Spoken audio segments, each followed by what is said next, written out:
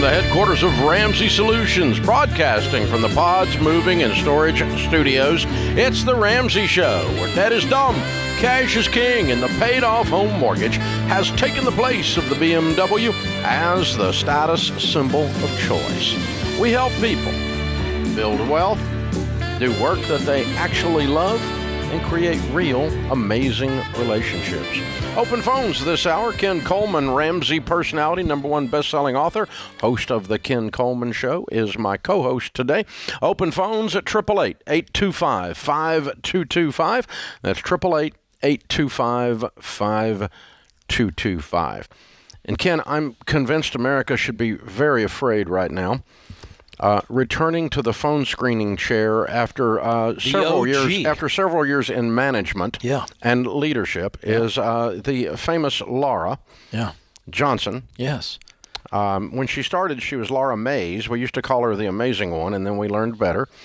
But cold. Wow. Cold. Right out of the gate, she just got back in the control room. The abuse begins quickly. Yeah. It's a management tool that we're here at Ramsey. Abuse. Yeah. So fun to see her over there. She sat across the glass from me here, and like this, couldn't talk back, which was wonderful, for like 13 years. Yeah. And then moved into producing and leading the production teams here at Ramsey and all this. And today, because we're in a holiday week, we're shorthanded, and she's stepped back into her old talents. Yeah, she used to oversee me on the video channel when I first started here. I was not a personality. I was hosting, a chore. And boy, she just gave me all kinds of grief. She would say things in my ear while I was live on the air, and so she's awesome. It's good to see her smiling face. She's the OG, the original right there, LJ, the OG. So it's good to have her in there. Wow, you sound kind of hip when you. Well, I'm trying hard, and every teenager that's listening is rolling their eyes. Seriously a boomer, yeah. But I asked her how many people had to not be available for us to get you today, and it was a lot. We had to go way down the list. Yeah. So we're digging out the bottom. Yeah, Laura Johnson screening phones today, associate producer for the day. So she's working for all the people that work for her today, and that's how it works here at Ramsey. We do what it takes to get her done. Open phones 888-825-5225. Thomas is in Florida. Hey, Thomas, welcome to the Ramsey Show. Hi, I'm glad to be here. Good. How can we help? Well, I'm a very goal-driven person. Recently, I've been wondering, should I try and work towards my passion of being a storyboard writer, or should I listen to Michael Rowe's advice and find a trade job to help me become a little bit more profitable, then focus on my passions? Well, that's a good setup. I've heard a lot of people have approached me on that and what Mike says, and I don't want you to confuse what he's saying. I think this is probably a both and. What is it going to take for you to be a successful storyboard writer? That comes down to skills and experience. So what does that journey look like? Can you do that full time? If you cannot support yourself doing that full time, then maybe a trade or any other job that I would call a day job that allows me to take care of business and then train, get some experience on the side, build the relationships, and get to a place where I can step from one to the other. And I think the way you said that in that second classification is probably the way to do it. But it doesn't have to be a trade. Thomas, wait a minute. Let me ask you something. We use storyboard in all our productions and things we do here. I'm kind of doubting, since I know a little bit about the business, that there's full-time work for a storyboard writer in Sarasota Springs, Florida. Well, if you're in L.A., Atlanta, Nashville, where there's a lot of film production and a lot of video production of things, I'm missing something. Is Sarasota Springs the center of video and I don't know it? No, sir. But I was just thinking about maybe moving somewhere where the work would be more available. Yeah, you can get there. The question is, what does that look like? What's a successful storyboard writer making? Do you know? No, sir. You got to know. We can't just kind of go, well, I'd like to do this. Well, I'd like to dunk a basketball on a 10-foot rim. It's not happening. No, not without a trampoline. So how realistic is it? So here's the first thing you've got to do.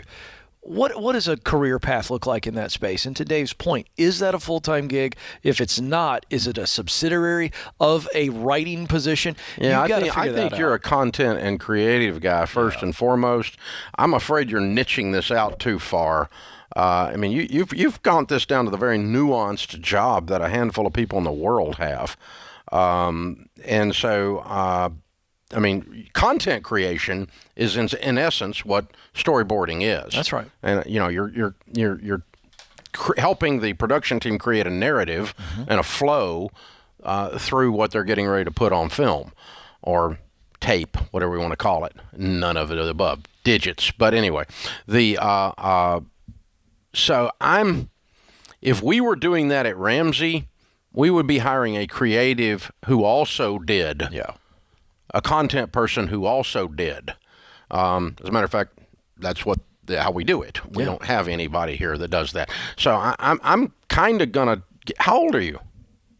I am 20 years old, sir. How did you decide that storyboard writing was your thing? Because I usually enjoyed like coming up with expanding through storylines and coming up with creative original ideas and so forth, and I was figuring I could bring to light. Stay right there. Yeah, what you just said to us. Great content guy. So, Thomas, what you just said to us, that is a 50,000-foot view of a job description. So you start with that. Now the research process is, what are all the different ways that professionally I can do this work? What are the pathways to all of those positions? Then we ask, well, then what am I going to have to do to get the experience and the qualifications to eventually get there? Now we have real answers. And again, you're 20. I appreciate the call, but you don't know what you don't know. And we've got to go get answers to those type of things. Then the question is, all right, what is the best financial path for me to get there? And if picking up a trade, and again, the trades that we think of blue collar work, but in today's world, you can go to a coding camp and you can get an IT trade that pays you very, very well, that will give you stability and the opportunity to acquire these skills on the side. Because in the world that we live in, and let's just call it the content world, whether you're a broadcaster, speaker, author, doesn't matter. That is a much tougher path, and it takes a little bit longer, and it is based on experience, and many times experience doesn't pay. And so you've got to be patient, and this is a long haul, potentially, if you want to be in that content space. Yeah. I think you could very well end up spending a lot of your life doing storyboarding at some point, but it's kind of like you called up and said, I not only want to be an actor, I want to be an actor in commercials. I not only want to be an actor in commercials, I want to be an actor only on car insurance commercials. Right. And so I'm going to tell you, pan back a little bit, and let's broaden the horizon that still encompasses your passion area, and let the storyboarding be a nuance within it, and I think it'll help you get there. It's a neat call. Thank you, sir. We appreciate you. We're honored with your question. Thank you. This is The Ramsey Show.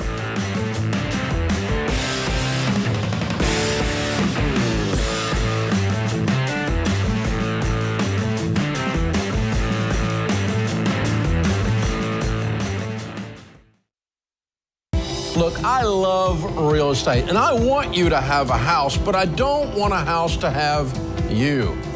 That's why you need to get in touch with Churchill Mortgage to make sure you do this right. These guys are awesome. They'll help you get on a smarter mortgage plan because they're committed to doing what's right for you. That means they check in every year with free consultations to help you stay on the right plan. They show you how to save money and interest so you can build wealth faster. They walk you through the total cost of your loan so you can make the best choice. Basically, they care. That's why we call them Ramsey Trusted. You can achieve debt-free home ownership, and Churchill is here to help. Go to their site, churchillmortgage.com/Ramsey, to start your approval or get more information.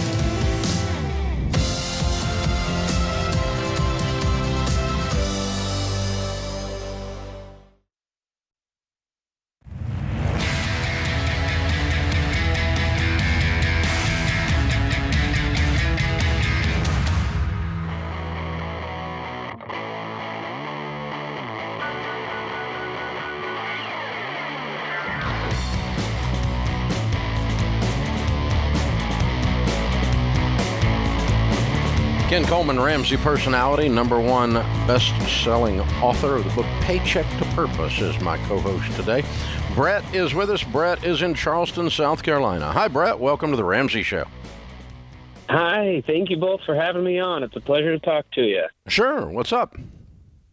So I grew up very poor, often not even having meals. And then as my grew into a senior in high school, both my parents got jobs making six figures. And it seemed like it was so fun eating out and just living recklessly as a whole family. And then my parents got divorced. Everything just kind of fell apart. And I now have been blessed of owning my own business and making a pretty considerable salary increase. And I'm find myself feeling fearful about the money that I'm making. I know I still have $11,000 to pay off on baby step 2, but I just am kind of afraid of the effect of money. I just am living in fear, and I'm hoping to get some help. Be more specific. What is it you're afraid of? I don't want the lifestyle of money to be able to tear away the things that really matter to me. I don't want it so that we're just eating out and living, like this great life, and then some of the family values kind of go by the wayside. How do you find those values while earning greater money? How do you stay rooted, I guess? Okay.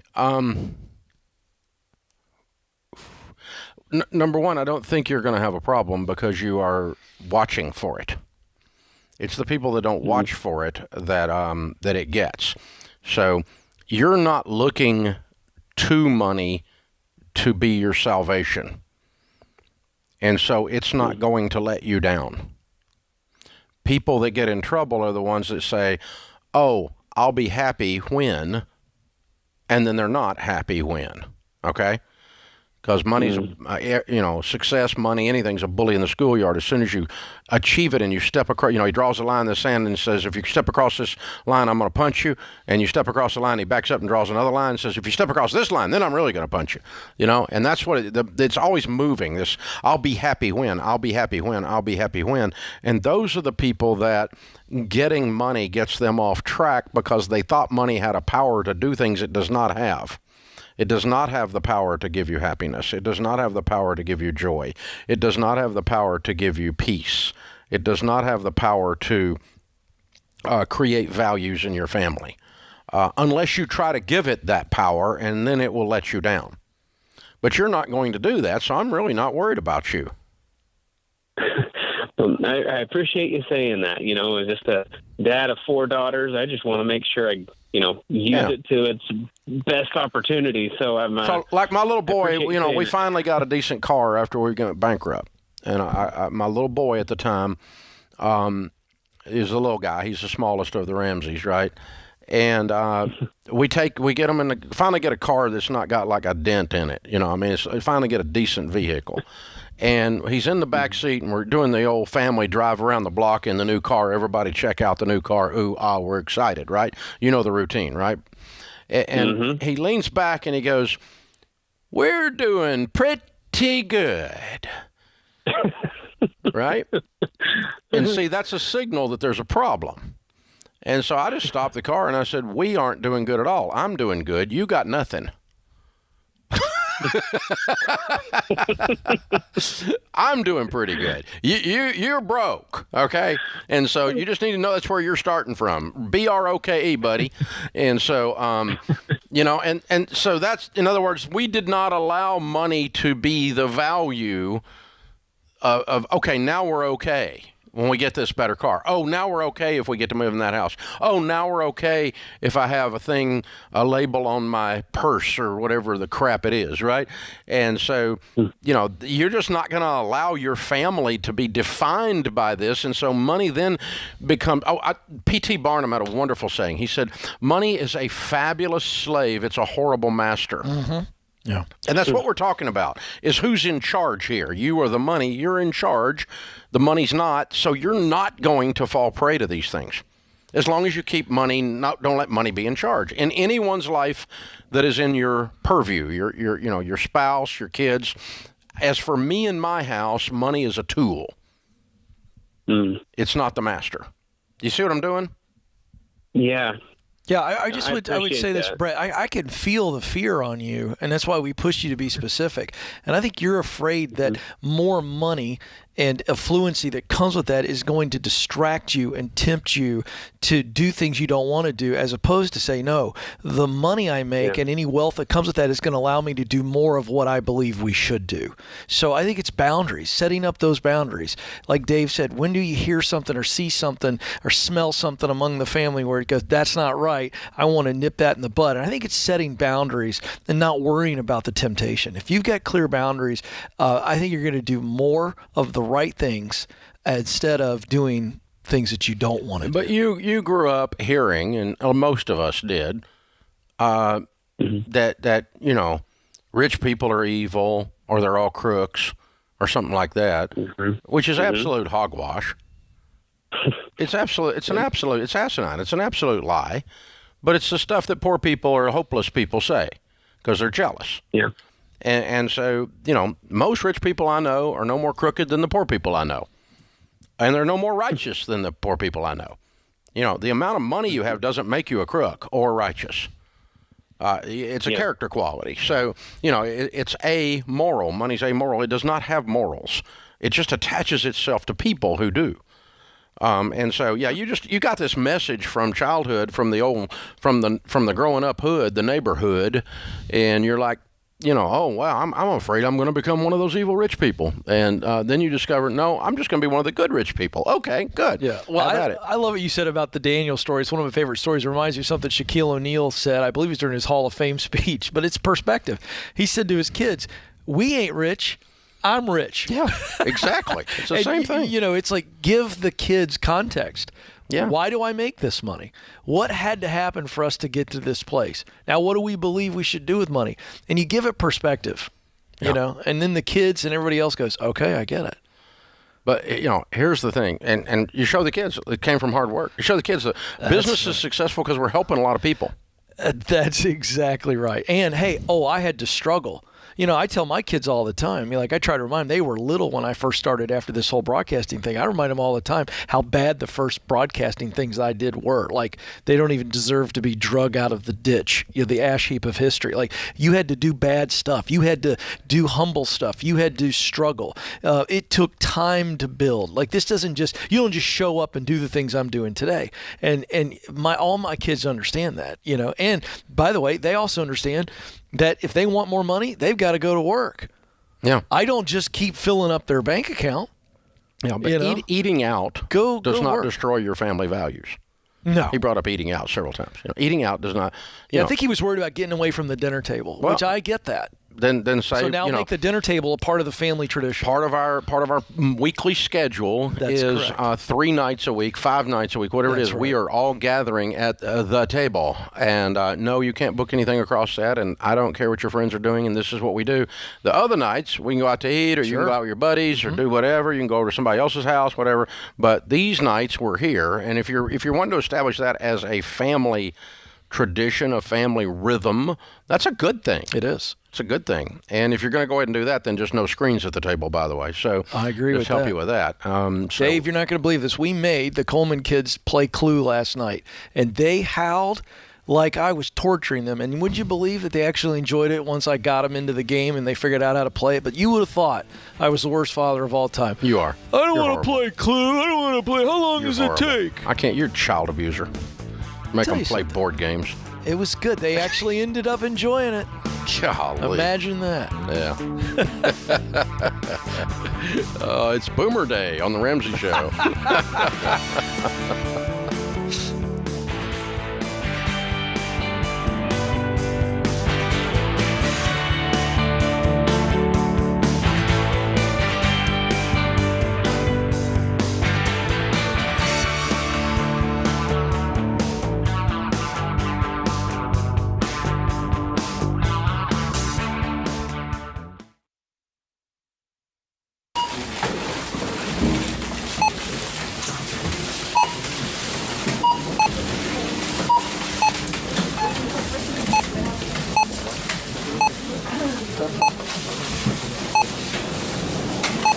Still on baby step number 1, eh? How'd you guess? With healthcare costs rising, learn how Christian Healthcare Ministries can help you make the most out of your budget. Visit chministries.org/budget.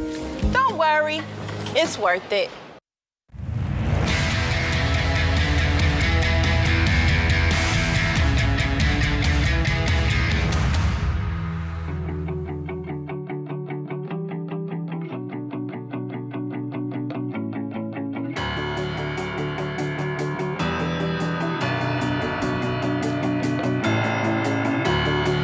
In the lobby of Ramsey Solutions on the debt-free stage, Mark is with us. Hey, Mark, how are you? Fantastic, Dave. Thanks for the introduction. I appreciate it. Absolutely, sir. Where do you live? Just outside of Dallas and Fate, Texas. Oh, yeah. Okay. The Garland area. Yes, sir. Yeah, cool. Good to have you, man. So how much debt have you paid off? I paid off $323,000 in 5.5 years. Of course you did. Wow. All right. And your range of income during that 5.5 years? $112,000 to $166,000. Cool. What do you do for a living? Well, I started out as a wireless network engineer and then noticed a need for a technical project manager in that space. So I went out and got some education and transitioned to a technical project manager. Nice income increase. Yeah, it was tough. There was a little bit of a dip, but what I continue to do is just rely on my technical skills in the wireless space.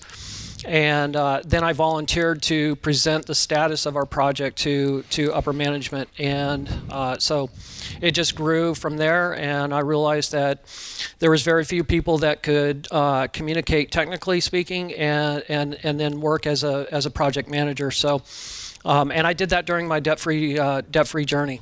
Wow. How long was that dip that you just described? It took probably about 8 months, but so I was relying on my wireless network skills as an engineer, fixing problems, and then, like I said, just really volunteered to present the status to folks, did some PowerPoint presentations. And so I've combined my technical skills with project management skills, and it's offering what I've discovered is it offers a unique skill set that a lot of people don't have right now. I love that story right there, Dave. This is a guy who goes, all right, I want to make some changes. And you took the dip, but you didn't slow down. You didn't accept it. Now you got the big pay bump. Yeah. And that helped accelerate the journey. I really love that story. Yeah, thanks, Ken. I appreciate that. Hats off to you too. You and I have a little bit of history. You took my call on the last caller, February 2nd, 2022. I was in a pretty dark place during my journey, and it was you and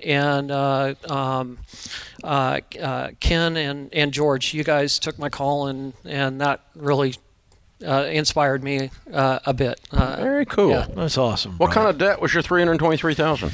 Dave, I had everything. I had student loans, I had car loans, I had credit cards, I had outdoor cameras.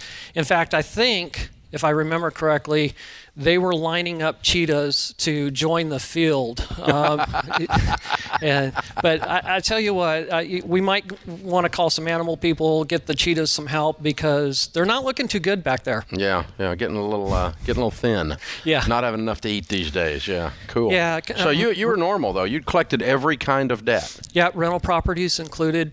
Okay. Wow. Yeah. What do you attribute? What do you tell people that the secret to getting out of debt is? I mean, $323,000, dude. That's high cotton. Yeah, I mean, it was $5,000 a month for 63 months. For me, it was the moment that I walked into my master bathroom. I just remember that there was a period there where I said, I have a mess. I can't retire, and I need to figure out how I'm going to do this. I was 50 years old at that point, so I had to clean up my mess. Yeah, had to figure it out. I mean, and so you had kind of an oh crap, I've had it moment. Yeah. And then what did you do? How'd you get tied into us? Well, so I listened to your radio station. I was working a second shift. I would get off at 7 o'clock or 6:30, drive home.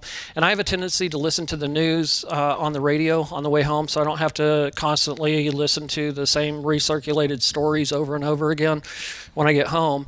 So I was thumbing through the AM radios, landed on your station or your radio replay, and that's what got me inspired. In 2014, that was 2014, I joined Financial Peace University at that point, and didn't finish it. It was a 13-week long course with a kit, and I didn't finish it. But the seed had been planted, and I knew in 2016 I was at a point where I just had to do something. The final moment for me happened in March of 2016 and April. We had a really bad hailstorm, and it caused my rental properties to have claims opened up on it. And then I hit 50 years old. I was like, I went ahead and I paid that, put it on a credit card for the deductibles. And then hit 50 years old, said, man, I got a real problem. A week later, we had a second hailstorm that required a second claim, and that hailstorm eventually ended up causing about $42,000 of damage on my rental properties. And so it took me 7 months, and I remember in November of 2016, I walked into that bathroom and just looked at myself, and it was as if nobody existed in the world. It was just me, my raw emotions, and the person looking in that mirror. And I just said, I need to figure this out. There's no one else here that I can count on. I need to do this. And the next day, I sold all of my employee stock purchase plan, $35,000 of Cisco stock. Sold that and paid off one of my credit cards, and I had an 80-20 loan on one of my rental properties. I paid off the 20% of that. Wow. Yeah. You killed it, man. Congratulations. Thank you, sir. How's it feel to be free? Oh, my gosh. I mean, the world, I've just recently told people that I'm a 55-year-old infant. I like it. Hey, we got a copy of Total Money Makeover for you, a copy of the Baby Steps Millionaires book, a 1-year membership to Financial Peace University, all in the Live and Give bundle. And that's the thing that you'll be able to do is give most of that away. You've been through most of it, but I think you're on the track to be a Baby Steps millionaire. Also, there's rumors going around here at Ramsey, and sometimes there's rumors going around here. They're always good rumors when they go around here, that you've been working extremely hard and that you've been very, very, very dedicated towards, you really had a desire to become a financial coach. Yeah. A Ramsey financial coach. And so Tim Mann with the coaching team is going to come join you here on the stage. Tim, I'll let you take it for a second. Yeah, I'm so excited to watch your progress over the last year, to see how you have jumped in repeatedly inside of FPU, inside of Financial Peace University, participating in group coaching, encouraging others, challenging others, and also seeking out, how do I become a financial coach? I think you've been on, a dozen of our Financial Coach Master Training webinars and workshops, and just watching your growth and progress. I'm just really excited to let you know we're going to bring you in, no charge, Financial Coach Master Training on us. We are so excited to have you. You are what we're looking for in coaching. You're the guy who is the encourager. You're the guy who's going to share your story. You're the guy who's going to continue to bring other people along in this journey, and we could not be any prouder of you, Mark. Thanks, Tim. You have an incredible... Woo! Very cool. That's pretty fun. Dave, you have an incredible family here, an incredible team. I do. They are part of my extended family, and going through this... That's what we heard. Going through this as a single person, Tim and his team, I'm standing here because of the inspiration that they gave me over those phone calls. And now you get to pay it forward. Yeah, absolutely. and if I can share anything, just the feeling, I want to pass along the feeling that I have on that last payment, knowing and watching that last payment clear. I want others to feel that. Amen. I want people to lean into their debt, own Amen. it, and drive it and solve it. And I want you to get your debt-free scream in. All right, here we go. Tim, thank you. Mark from Garland, Texas, $323,000 paid off in 5.5 years, making 112 to 166. Future certified financial coach from Ramsey. Count it down. Let's hear a debt-free scream. 3, 2, 1. In Jesus Christ, I'm debt-free!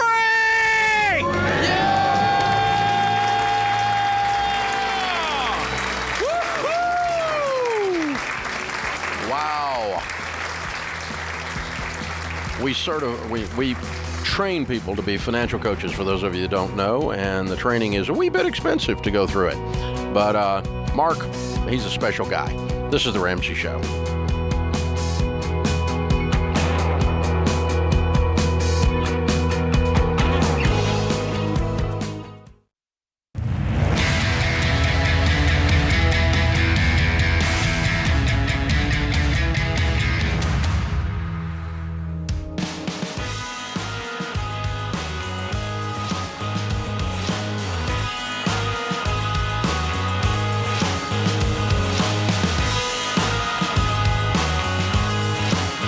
Ken Coleman, Ramsey Personality, is my co-host today. One of the keys to becoming successful with money is learning the art and science of generosity, building your generosity muscle. So every year we always do a giving show at Christmas time to highlight the power of generosity, and we need you to help us with the giving show by being on the show, telling your giving or receiving story. Someone gave to you and changed your life. Someone you were able to give, and it was a rock star moment, and it'll inspire other people to be generous by hearing your story. We need 3 hours worth of those. We're going to do the show on December the 14th, so we'll be calling you on that day, and we need you to send an email in. Tell us a little bit about the story, and the team will be in touch with you and get you lined up and all. So you email to ask@RamseySolutions.com. The name ask@RamseySolutions.com. Just put giving in the subject line or something like that, and we'll help you be part of the upcoming giving show. And Ken, for the Black Friday coming up, we got a deal on the Get Clear assessment. That's right. I don't know why this is a deal. It shouldn't be a deal because it's a deal, and this thing is a deal without making it a deal. Yeah, well, you get it just this week for $20. It's $10 off the normal price. And this is a tool that's going to help anybody who's not where they want to be professionally. Maybe you're on the right track, but you feel like you should be getting promoted maybe a little bit quicker. You're trying to get that breakthrough. Maybe you have no idea what you want to do. Maybe you're looking for that idea for a side hustle. The idea is how can I find purpose in work and then make the income that I want? And this tool does it for you. It's the Get Clear Career Assessment. And it's a wonderful, wonderful tool. Only $20, normally $30. Yeah, and the Paycheck to Purpose #1 best-selling book, $10 right now. And Baby Steps Millionaires, my latest #1 bestseller, $10. Wow. Which makes all of my books now available at only $10. It's ridiculous. There's inflation out there. Did you approve of this, Dave, or did they sneak this one in on you? Cheap. This is too cheap. Makes me feel cheap. Right. It makes you feel cheap when you buy it for just $10. It's a deal. 10 people for $100. You knock out their gifts right there. Boom, just like that. RamseySolutions.com. Black Friday deals on gifts that actually matter. LaJill is with us. LaJill is in Detroit. Hi, LaJill. How are you? Hi, Dave. Hi, Ken. Hey. Hi. What's up? Hi. So I am trying to go from Dave-ish to full-on Dave. And I'm a serial entrepreneur, so I bring in a lot of money a lot of different ways. But my question is, when I'm paying off debt, should I focus on just the business I have that makes me money instead of putting out money for my other businesses to make money? If that makes sense. How many are making money? So, for example, I throw, parties. I'm an event planner. So I maybe spend, $1,200, but I'll make a couple grand. But I don't know if I should be putting that money out to do that. Wait a minute. You spend $1,200 and you make $3,200? Profit of a couple grand? Right. That's debt you're paying off every time you do that. All right. I mean, so profit is profit. Yeah. I mean, you're not spending the money and it's not coming back. It's coming back to you instantaneously almost, isn't it? Yeah, it comes back the day of the party. Yeah, a couple months later. Yeah. Okay, so which business, that one's not losing money? Well, I have like social media type stuff, and that's the stuff that doesn't necessarily make me money right here and now. And then I also do like drawing and logos and stuff, and that makes me money when people like ask for it. But I don't know if I should really get into like the full-on advertising and content creating side of things, or I should just wait for all that type of stuff. You should wait to expand. Right now, you just want to do things that make you money so you get out of baby step 2 fast, quick as possible, right? So we can delay the stuff that you want to maybe expand one day once we're in a position to do so. 5 years from today, do you want to be in the logo business or the event planning business? Do I want to be in the what or the event planning? Do you want to be in event planning or logos? Which one? Event planning. Okay. Start doing that now then. Quit screwing around with 17 things. You get no power when you don't focus. I'd focus on event planning and blow it up. Put all your time, all your energy, all your effort, all your creative waking hours into one thing. Working 3 different businesses is a recipe for getting none of them off the ground. Okay, well, so my main source of income is actually like grocery delivery, where I do like ship Instacart type things, and I make pretty good money doing that. Okay, so but that's not what we're talking about. That's a stopgap until the event business gets big enough that you don't have to do that anymore. Right. Yeah. So if you're making $100,000 a year doing event planning, you wouldn't be doing any of this other crap. Very true. Okay. Okay, I will do that. I'm going to send you a copy. I'm going to send you a copy of a quick read we have called the Momentum Theorem. And the Momentum Theorem is this: focused intensity over time multiplied by God creates unstoppable momentum. And this book will take you about an hour and a half to read max. Okay? And it explains exactly what this focused intensity looks like. And you have the exact opposite of that. You have dispersed intensity, which has no power to it. It feels like that. The older I get, the more I feel powerless. Yeah. Light dispersed lights a room. Light focused you can do surgery with. It's called a laser. And I want you to be laser. And you're going to move this business into the stratosphere when you do. Because you got so much energy on you. There's so much joy coming off of you. You're like the ultimate event planner. This is going to be great. Oh, yeah. And again, you have a side hustle that's actually spinning off real profit. That's where you put your focus right now. We're trying to generate income to get out of debt, get the emergency fund in place, and that changes your entire perspective. So, I mean, the focus here is absolutely the word. Trying to do too many things is exhausting too. Oh, yeah. On top of everything else. It's enough to get out of debt. You don't need all these other distractions. It's a little bit of the problem we've got with a whole bunch of things in our culture today. People's inability to keep their eye on the ball, to stay and play through, to have some grit, to stick with something all the way through and finish it up. And, I want work-life balance, but I want to spend 40 hours a week on my screens. So, no, I think you need to get off your stupid screens and actually look in the eyes of your family, actually be present physically with your family, and then not wonder why relationships are bad because you suck at them. Right. And then one of the things that we see in this case here is we prospect as opposed to digging deep. Like, we're going to invest, right? It's like our investment strategy that you've taught for decades. It's slow and steady wins the race. It's disciplined, low risk. But you're drilling to the core. We're not just skimming the surface. That's right. None of this prospecting. We're not strip mining. Right. And so the serial entrepreneurs can fall prey to that, to go, well, I'm going to try this because this could strike, but I'm going to do this and hedge my bets over here. Maybe this will strike.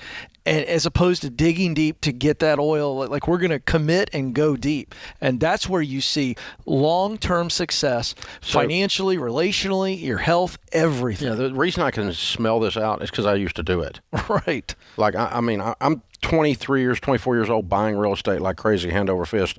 And I almost, in the middle of all of that, financed $25,000 worth of quarter machines to put at the market to pump air into your tires. Yeah. When they first started charging for air, I thought it was the dumbest thing in the world, and I thought this is going to work.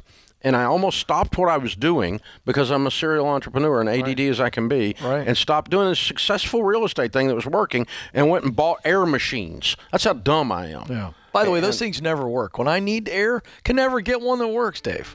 I don't know about that. Bought my own machine. Not my fault because I didn't buy it. So you have to turn your complaint into the Department of Complaints. You don't need, right? Yeah, really. Wow. Hey, folks, if you like the show, please consider subscribing, leaving a review, and sharing it with a friend. It makes all the difference in the world. It lights up the things called the internet. We love it when you do that. Subscribe to the show, leave a review, a 5-star review, and share it with a friend. Thank you. This is The Ramsey Show.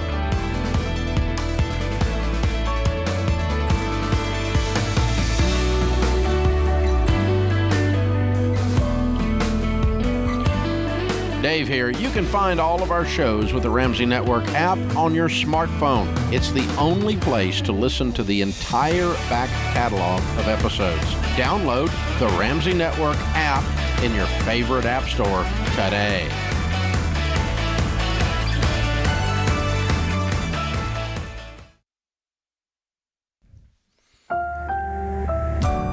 Live from the headquarters of Ramsey Solutions, broadcasting from the Pods Moving and Storage Studios. It's the Ramsey Show, where debt is dumb, cash is king, and the paid-off home mortgage has taken the place of the BMW as the status symbol of choice. We help people build wealth, do work that they love, and create actual amazing relationships. Thank you for joining us, America. The phone number is 888-825-5225. Ken Coleman, Ramsey personality, #1 best-selling author of the book Paycheck to Purpose, and host of the Ken Coleman Show, talking about your jobs, your careers, is my co-host today. Open phones, 888-825-5225. Amanda's with us in Fort Worth. Hi, Amanda. How are you?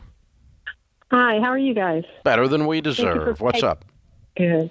I'm needing your help to solve an argument between my husband and I about paying off our mortgage. Okay.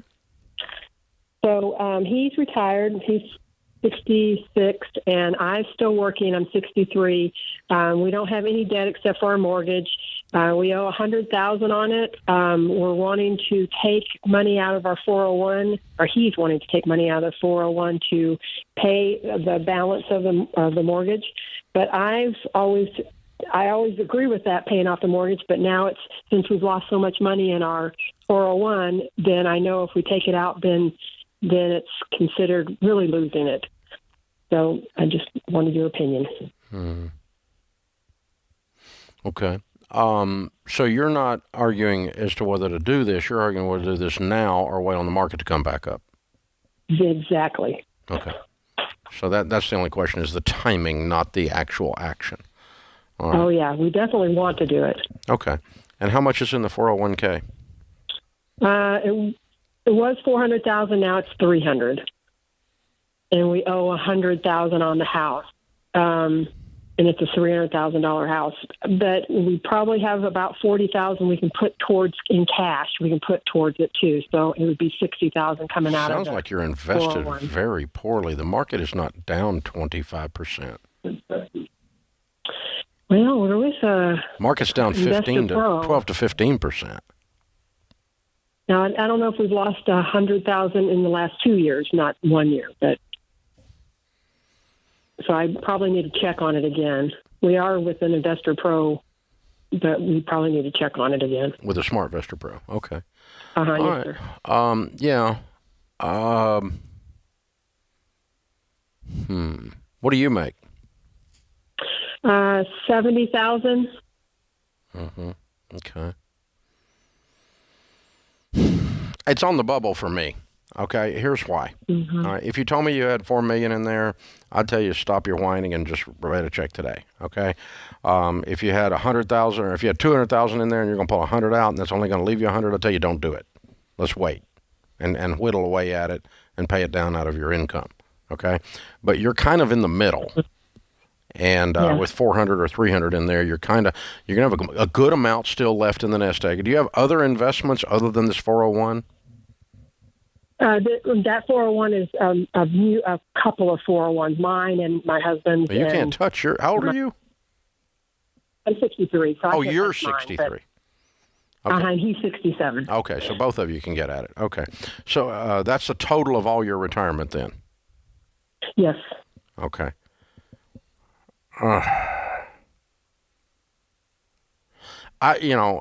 Either one's okay. I really can't help you with solving the argument. What Sharon and I would do in this case is we would probably kind of meet in the middle, and that would be okay. I'm willing to wait on it to come back up some, but not just this indefinite weird thing. So I'm gonna put a number on it. When the account returns to X, we're taking the money out and paying off the mortgage. Okay. And I don't care what that is. I mean, if you make it $423,000, right? Whatever. When the account hits 423, that day we're taking 100 out and paying off the house. And just be in agreement on the number instead of this vague thing of the stock market emotions, right, and all that stuff, right? We don't want to get in that game. So that would be the game plan. We can start even our $1,100 that we make payments. We can start putting that back in the market too. So that's kind of what we're thinking. Yeah, and so you could do it today. It's not going to cause you to bankrupt. It's not going to cause you to not eat at retirement. You could do it today, but if you want to ride, to your point, the market is down. Do we want to try to ride it back up a little? I'm not much on time in the market. I don't like that in general. But I kind of get it to a point. So if it's me, I'm going to say, all right, when it gets to a certain point, and I don't care what that is, 375, y'all talk it through, but I'm somewhere 375, 4.25 or something like that, then that day I'm cashing it out, and we're both in agreement, and the argument's over. Okay. Makes sense. I'm curious, Amanda, is the 40 cash you said you could throw it, is that above and beyond your emergency fund? Yes. Well, go ahead and throw that out. I would do that for sure. Yeah, now it's less money you're pulling out of the 401k when that time comes. Yeah, good point. And you know what might happen? Okay. You might just beat the crap out of the thing out of your income and your budget with only 60 left and just knock it out and not even hit the 401. That's true too. Okay. That could happen before it comes back up to your magic number you come up with, right? Yeah. But the trick here, the beautiful thing about this is it doesn't really matter either way you go on this. What matters mostly is that you get in agreement and you get unified, and then that puts both of your shoulder to the plow again, and it starts the plow moving again. Right now we're just circling and running around and arguing about it, and so let's just decide what it is. Put a number on it, throw the 40 at it, start beating it on it out of the budget, and when it returns to that number, if you hadn't knocked it out, finish it off that day. Yeah.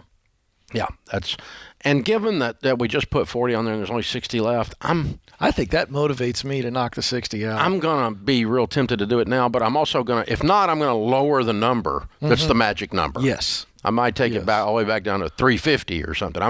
I want to get to, or 360. Let's say there's 300 left over after we take the money out, right? Or you got to pay taxes, so 370, whatever. But let's just decide something like that, and then get there. Or when the balance is equal to the amount over 300. I'm making all this. I just like to have some kind of little set objective thing that Sharon and I no longer have an argument now. The decision's already made. It's a matter of when it gets there, it's executed. Boom. Yeah, here, Amanda, Dave gave you great advice. I will tell you, my personal opinion is I hate paying taxes so much that I would pay the 40 today and then I'd knock the 60 out. I just don't want to take the tax hit on the 401k, even though that's a viable option. It just drives me nuts, Dave, to take a hit. Yeah. So I'd want to just cash flow and pay the 60 off. It wouldn't hurt anything. No. Wouldn't hurt anything. And then it's coming back. Your 401k is going to get back there. Yeah. So. And the good news is not 600. And the good news is they got options. And the good news is, Dave, they both want to pay the house off. So that's a nice thing to be unified on. Done really, really, really good work. Excellent, excellent job. This is The Ramsey Show.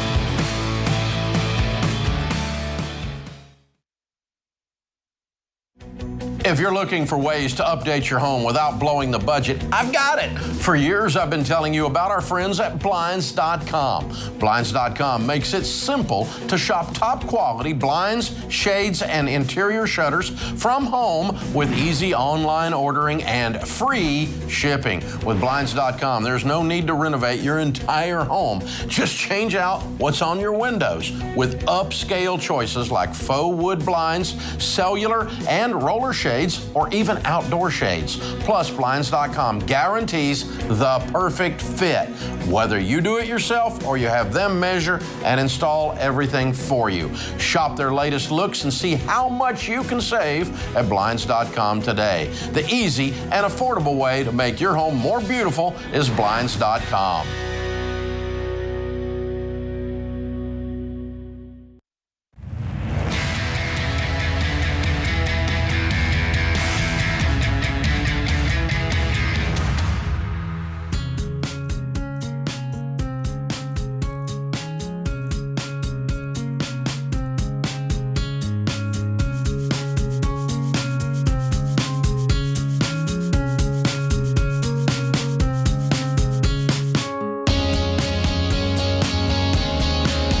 Ken Coleman, Ramsey Personality, is my co-host today. Open phones at 888-825-5225. Dr. John Deloney is on Jordan Peterson's podcast this week and YouTube show. It's aired starting yesterday. Long-form interview, hour and some change, and the two of them together is way more brain cells than I care to think about in one place, but it's incredible. I listened to it, watched it all the way through, and it is absolutely amazing. Go check it out. Again, Jordan Peterson and Dr. John Deloney together talking about childhood trauma, marriage, making friends, all the types of things that John talks about on the Dr. John Deloney Show pretty regularly. Black Friday sales are here. Don't get squashed by people running to the bargain bin. Head to RamseySolutions.com. Get early access to some of our lowest prices of the year. The team has even marked prices down as low as $7. All audio book gift cards are $7 this week only. Whoa. That includes even the new book, Baby Steps Millionaires. All our books are read by the authors, by the way. And so you can pick them up. The audio books are pretty stinking incredible. Good way to make a car ride or an airplane ride go faster, too. Audio book gift cards along with tons more items, $7. This is a season to share the hope we have with people we care about. This is gifts that matter, right? So these deals are a great way to do it. Do the hard thing, share your experience, and gift them something meaningful. This book by Ken Coleman helped me get a job. This book by Dr. John Deloney helped me with my anxiety. This book by Rachel Cruz or Dave Ramsey helped me with my money, and so on, right? There we go. So check it all out at RamseySolutions.com. Black Friday deals are starting now. RamseySolutions.com. Do not miss this. Justin's with us. Justin's in Tampa, Florida. Hi, Justin. How are you? Hey, how you doing, Dave? Better than I deserve. How can I help?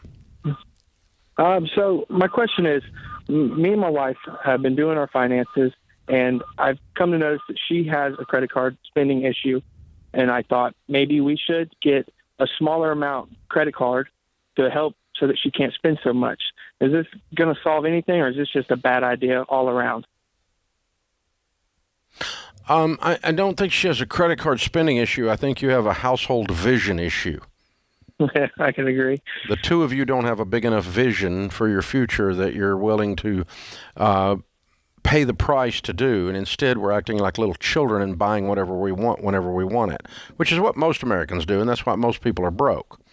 And so you need a bigger vision. I want to change my family tree. I want to be able to travel. I want to be able to drive a car that's not a piece of crap that I pay cash for. I want to be able to whatever. I want to be able to be outrageously generous to people, especially this time of year. I'm activated on to do all that. And we're too dadgum broke because our money processes and our money habits suck. And so we need a bigger vision that we're both willing to give up our bad habits to get to the bigger vision. And then the credit cards just go away. Because they're not included in a big vision of people who want to win with money. You just get debit cards. Mm-hmm. You don't need a credit card. Gotcha. Saving. Put it away. Yeah, just the whole thing goes away. I mean, you need to chop them all up and have an emergency fund and have a budget and be working your way out of debt. And you sound like you're fairly new to our stuff. Yes, sir. Okay. Yes, sir. All right. Well, I'll send you a Christmas present. You and your wife look at it. It's called the Total Money Makeover, and it walks you through a detailed, proven plan, step by step, on what you can do to get control of your money, get you some money habits that work. But you're treating the symptom. You're not treating the problem. Yeah, and he knew that. I think he just needed to hear someone else say it. I'm going to limit your undiscipline as opposed to let's remove the lack of discipline. Yeah. That's what we want to attack. But no one does discipline for discipline's sake. No, got to have a big picture. Yeah, I want to lose weight, a reason right? for this. Or whatever it is. Reason for this. Yeah, that's right. Yeah. Open phones at 888-825-5225. Daniel's with us. Daniel is in Atlanta, Georgia. How are you, Daniel? I'm good. How you guys doing, Dave? Better than we deserve. What's up? I kind of wanted some general wisdom from you since you're a business owner. We run a small business, and it's a family business. And I wanted to know how you would apply your basic budgeting principles at home to a business, kind of, sort of, to operate on cash-only basis, kind of, and stuff like that is what I'm looking for. So, okay. What kind of business have you got? It's a construction trade business. We've been in business for about 17 years, but it's kind of what you say. We work harder than smart. We work hard, but we outwork our stupidity, basically. I kind of think. What kind of construction are you doing? Glasswork, residential. So you're subcontractors? Yeah, we're subcontractors for builders and homeowners and remodelers. So okay. We work with construction people all over the United States in entree leadership, all right? And I grew up in the construction business, real estate business, so you and me are from the same people, okay? You're my people. Yeah.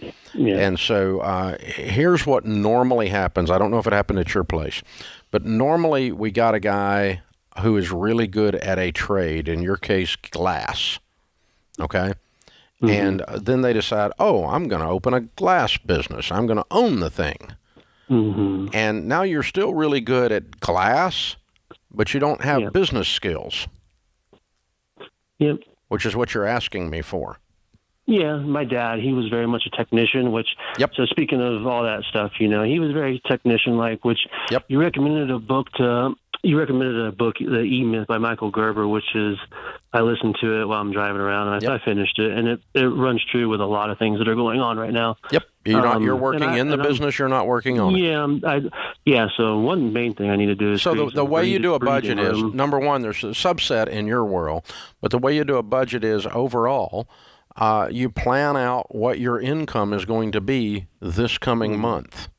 And that's fairly easy to do because you've got most of the jobs on the books and in the pipeline. So we kind of know what we're going to get, jobs we're going to get paid on this month, and we look at our expenses for the month, and the difference is called profit. Mm-hmm. And you project. Would you do that?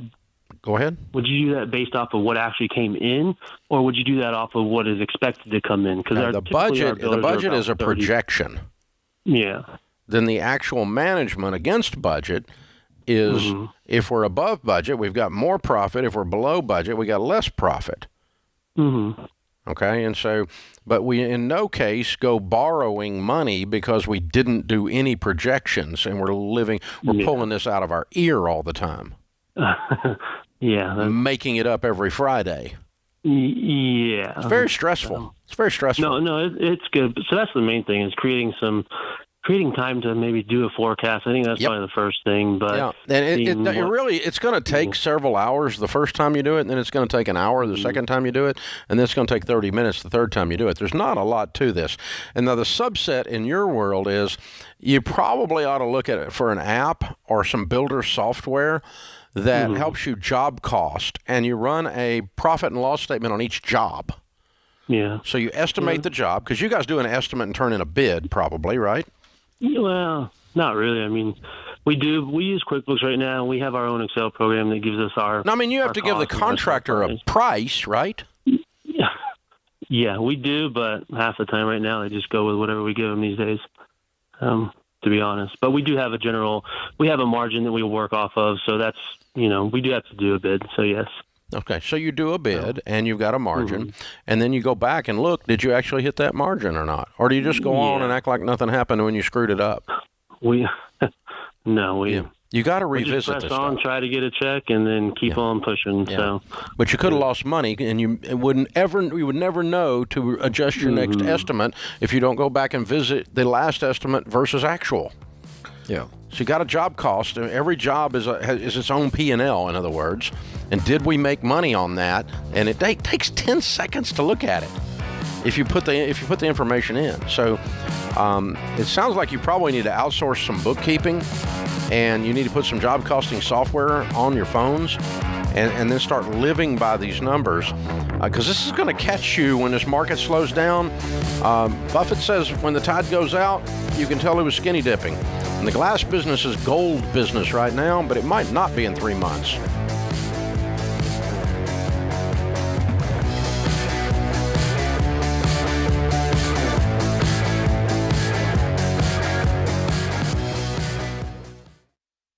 I say it all the time. If you're a business owner and you don't know your numbers, you don't know your business. And when markets are shifting, it's even more important. You've got to know where you stand so you make your next move the right move. And you don't have to be in the dark here. Over 31,000 businesses, including my team at Ramsey, know their numbers because they use NetSuite by Oracle, the #1 cloud financial system. NetSuite gives you visibility and control of your financials, planning, budgeting, and inventory so you can manage risk, get reliable forecasts, and improve margins. Having everything in one place has saved my team hours each week since we made the switch to NetSuite. NetSuite is a game changer.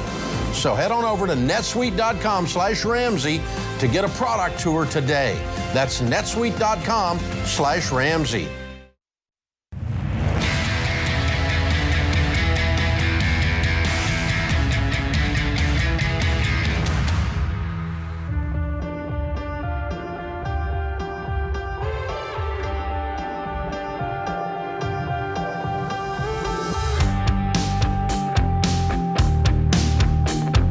Ken Coleman, Ramsey personality, best-selling author of the book Paycheck to Purpose, is my co-host today.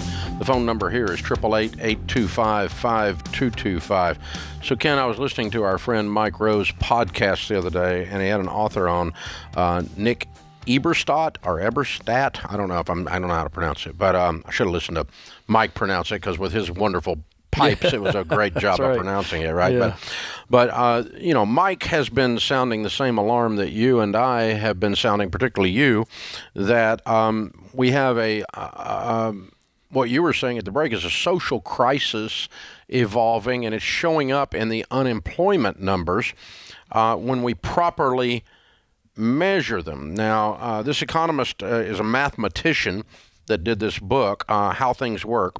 I guess that's Mike's podcast. I don't see the name of his book off the top of my head. Somebody handed it to me the other day at an event I was at. I believe it's Minute Work, if I'm not mistaken, something along those lines.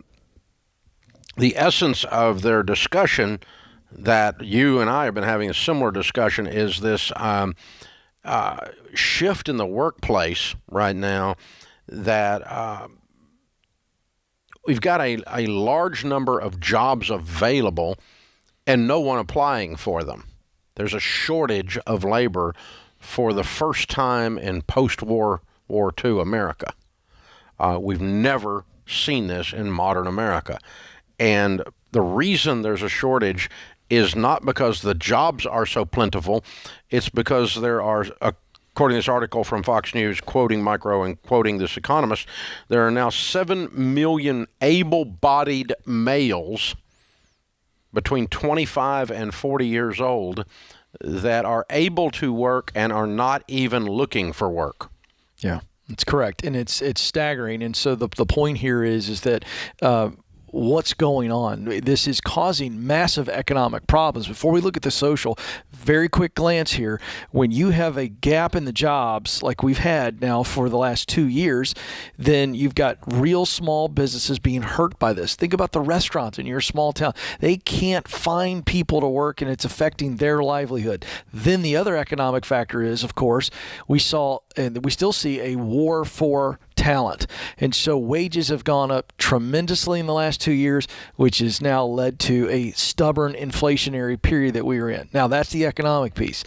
The social piece, what's crazy about this is that you've got 6.8 million people that last month, according to the latest jobs report and the Census Bureau, 100 million Americans weren't working last month. Now, half of them 100 million. That's 100 not million. right. 100 million. But half were working. No, hold on. No, we don't have 100 million unemployed. There's only 300 million in the whole stinking Didn't say country. they were unemployed. I'm saying just not working, period. I'm just breaking the numbers down for you. Oh, yeah, like toddlers. Half are retired. Okay. All right. Another 12% are dealing with some type of long-term illness, or disability. Okay. And then 5.6 million people saying, I don't want to go back to work because they're scared of COVID. And then the number is right at 7 million that are saying, I don't want to work. And those are the men. So the social factor that's going on here is you've got two factors. One, you've had decades and decades of entitlements. Starts with welfare. And then if you look at during COVID, where people were getting payments every week, every month, all right, so that's an entitlement where they're disincentivized to actually go back to work. And then, Dave, I think the fact that for decades we've literally taken the pain away from our kids. We've removed the struggle. And I don't say this with jest, but I think when you look at things like everybody gets a trophy for participation, and nobody learns the sting of failure.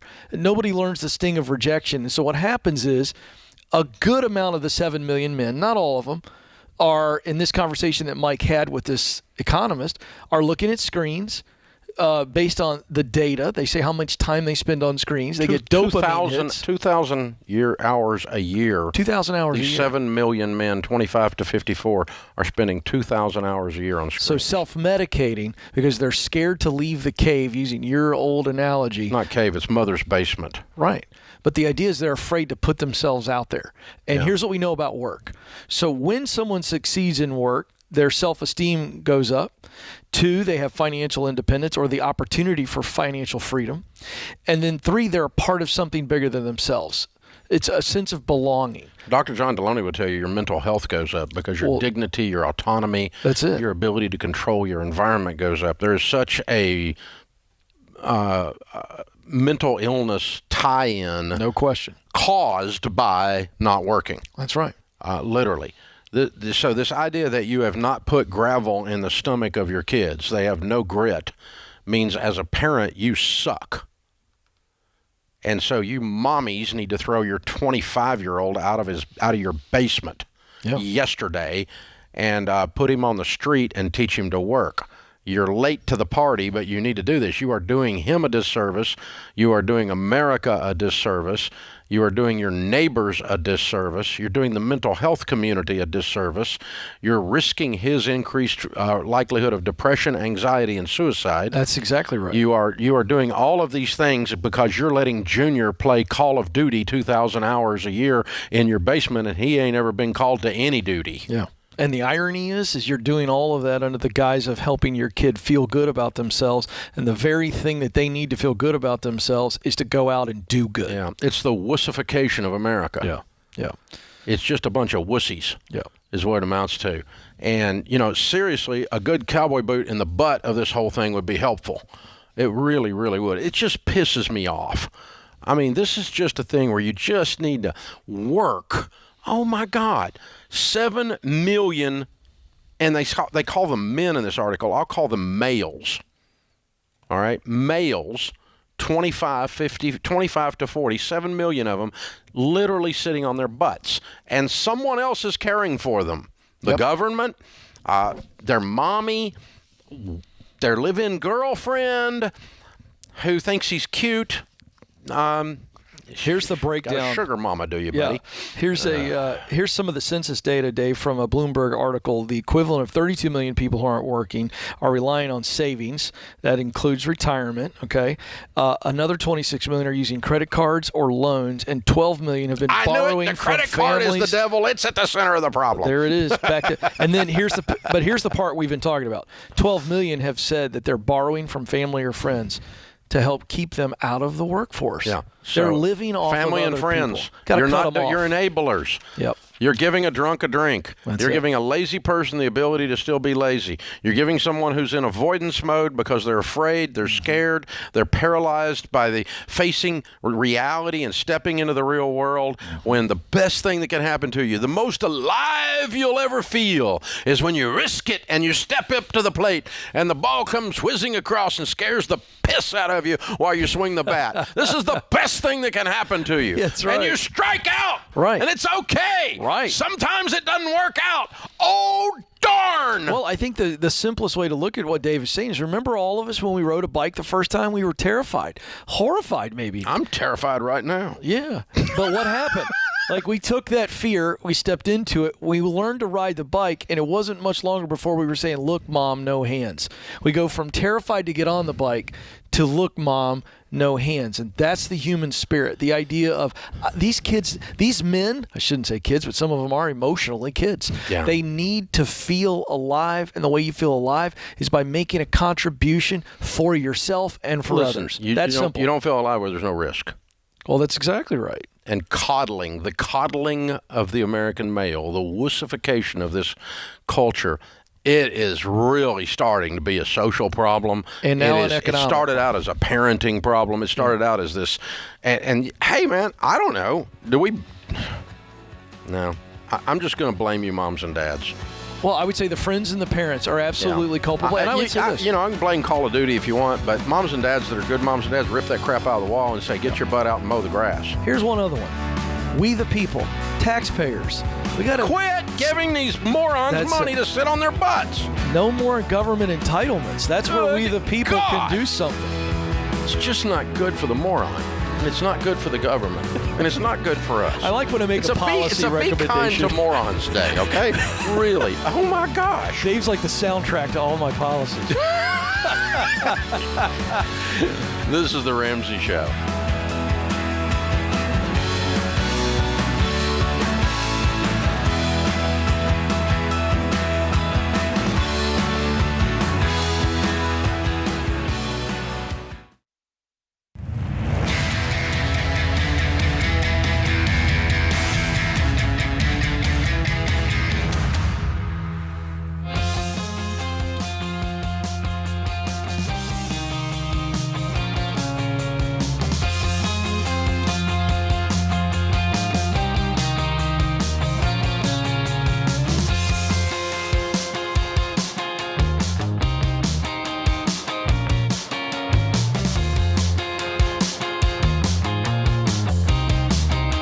Thank you for joining us, America. Open phones at 888-825-5225. Mike is in Eau Claire, Wisconsin.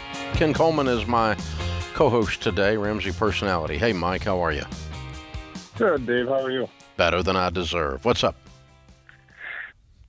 So my wife and I are on baby steps 4 through 6. We got through the first 3 over the last 22 months. Good. Thanks. So my question is a little bit of a FOMO question. We have $40,000 left on our house, but with the market on such a stark downturn, I'm wondering if I shouldn't take that 15% that I should be putting towards the house and possibly invest that in, mutual funds or an S&P 500 index fund or something like that. Nope. It's kind of like the blue market special or the blue light special you've been talking about. Yeah, I'm not trying to time the market in that regard. I'm just trying to get people to not pull money out of the market. Sure. No, you need to pay off your house, dude. Okay. Easy enough. Yeah, the market will always be there. It'll always be up and it'll always be down. You got plenty of time. Sure. You got plenty of time. Right now, we want to finish this up and have no house payments. Because I got to tell you, when you what you don't anticipate is when you pay that very last bill and you don't have a single debt in the world, your house is paid for. you're physically going to feel this when you push that button. Sure. And that's way different than just taking advantage of a down market. And there's this thing that happens. Sets you free, doesn't it, Ken? It does. And again, this is the long game that we're talking about, right? Like, if you just think about that feeling multiplied by decades, the financial freedom, the emotional freedom, all of that plays out, and it's just a priority issue. I don't think you can argue that at all. Don't get distracted. Again, this is a distraction. And I appreciate the question, to say, hey, I want to take advantage because he's going, the market's down. This is a good time to jump in, and that's why we tell you to stay, not put it in, but stay. Don't pull the money out. But, you can't argue the long game. Yeah, stick. These systems that we've put in place work and are case studied out and modeled out for 30 years. 10 million people have done them for uptimes and downtimes, for inflationary cycles, for recessionary cycles, all these different things. Gas prices of $5 or $2. It's the only systems that work in all times. And inflation's scary. And the market being down is scary. And market being down is tempting to put money in. I get all of that. But just stay the course. Just stay the course. Just stay the course. Just slow and steady wins the race. Tortoise beats the hare every time. Lydia is in Atlanta. Hi, Lydia. How are you? I'm good. How are you, Dave? Better than I deserve. What's up? Thanks for taking my call. Sure. So this is more of an ethical question. So my husband, I'm calling on behalf of my husband, he is committed to working at a particular company for 5 years. He's in year 4 of it. He, meanwhile, has created a business that has taken off and is providing everything that we need. But he's been working that business after he works his full-time job, which takes a lot of time and commitment and lots of time away from his family. He would like to quit his full-time job a year early. So that's where the ethical Who commits to a 5-year deal? That's I know. Weird. That's weird. And this is all verbal. There was no contract. It was kind of off the cuff. He was being rehired at this place because he quit for a year and a half pursuing something else. And he came back and he wanted a 5-year commitment if he was going to rehire him. So at that point, he didn't have. What is he making it? What's he making it a side gig profit? He is making just as much as at his full-time job, which I don't want to say on mine because we have lots of people who listen who know us. So, right. So nobody knows who he's you making are. just as much though. Oh my gosh. Okay. Well, the question I have here is beyond the verbal, hey, if I rehire you, I want you to commit for 5 years.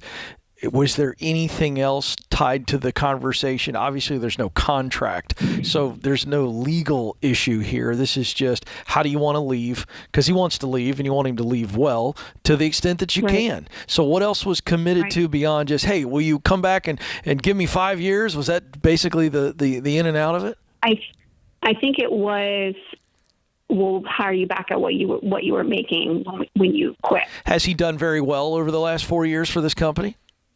Yes. And how's his relationship with his current leader or the ultimate boss? It's good. It's very good. He's worked there. He had worked there for a really long time, with the exception of that year and a half break. So he's worked there for a long time.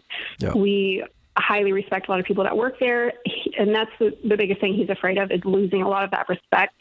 Well, his reputation being tainted by so I think this is man-to-man conversation. Exactly. You go in, you sit down, you tell the truth. Yeah. Okay. Listen, I gave you my word. I gave you my word that I would be here 5 years, and I'm going to ask you to release me from that obligation because I am ready. I'm ready to go. Huh? This happened.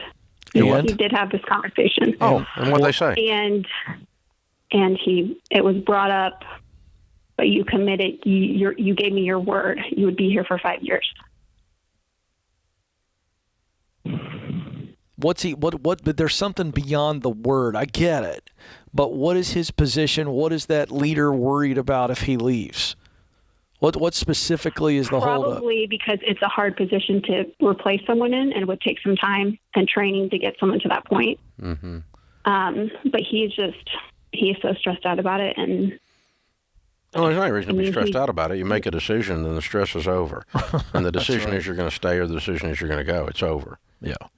Either way. I mean, just make a decision. That's the stress is coming from the ambivalence, the indecisiveness, and he doesn't want to be unliked. He doesn't want people to bash him. But I don't know how much of that you can control.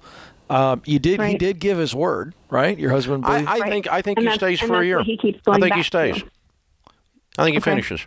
Well, you got to honor your word, is what I'm saying. But I got a workaround potentially. I think your husband's number one priority is to find his own replacement and commit to the training. And the quicker he can find his replacement, now this is if the leader agrees to this. So if I go help you find the right person to replace me, and I help with the training, and we get that person there, then I'd like to leave earlier if we get it there. I think that's the only way to shorten the 12 months. And I would try that. If it were me, I would be trying to advance my leaving, but doing it in an honorable way that fulfills the need that I am creating. But if you want to hold me to it, I'm going to go ahead and give you my notice now that on that day I'm gone. That's fair, right. Yeah. And that's kind of where it's at right now. How would you handle him? So he's asked for less responsibility, but he's been given the opposite. They've just piled stuff on him and made his job more stressful. No, I'm not going to. I refuse to accept the extra responsibility. I didn't promise you that. That's a separate conversation. I promised you I would be here. Yeah. That's just a boundary his issue. Compensation during this 5 years has not increased by much. It doesn't matter. So it doesn't matter. He's going to be there a year because he promised he would be. Okay. And it's bothering him, and it's bothering them. And there's a little more depth to all of this than I'm getting in this call that I can't see behind the curtain. I can feel it's there, but I don't know what else is going on here exactly. But anyway. It's the personal aspect of it. I think there's some personal relationships here. I think there's some personal relationships that are weaving into this as well. And so anyway, no, I'm not taking any more responsibility. I'm going to fulfill my word. I'm not going to run your whole business for you.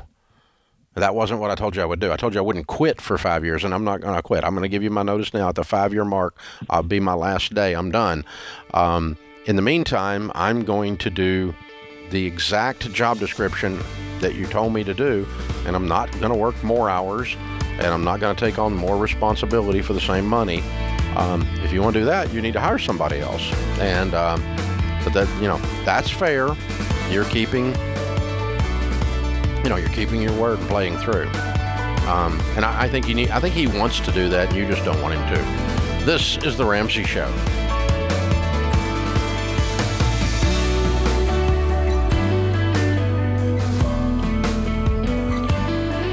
Hey folks, Ken Coleman here. Did you know The Ramsey Show is one of the most popular podcasts in the world?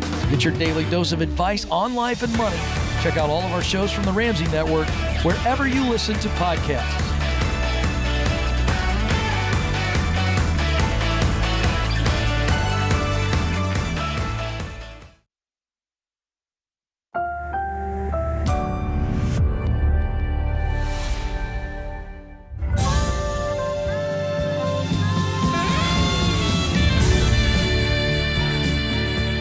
Live from the headquarters of Ramsey Solutions, broadcasting from the Pods Moving and Storage Studios.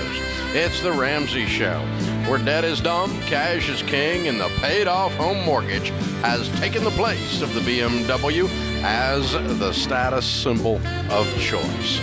We help people build wealth, do work that they love, and create actual amazing relationships. Open phones at 888-825-5225. Ken Coleman, Ramsey personality, #1 best-selling author, host of The Ken Coleman Show, is my co-host. Thanks for joining us. Sam is going to start this hour off in Houston, Texas. Hey, Sam, how are you? Hey, Dave, I'm doing well. How are you? Better than I deserve. What's up? So I have a question here. I'm on baby step 6 right now, and it's time to kind of pay off the house, but I kind of have one issue. It kind of throws a little twist in there. So I have the emergency fund set aside. I have about $20,000. But I know my HVAC and furnace is extremely old, and it may not have too much longer. And so I was wondering, should I continue to pile money into the emergency fund and keep it in a money market account, or should I just start putting anything over that 20 grand into the house? You gotten a bid on the HVAC replacement yet? I did. I thought it actually had gone out about a month or so ago, and that's when they came in and told me that both of them were over a decade old. That was kind of expected when I bought the house. I kind of had to do everything, gut it, rerun everything.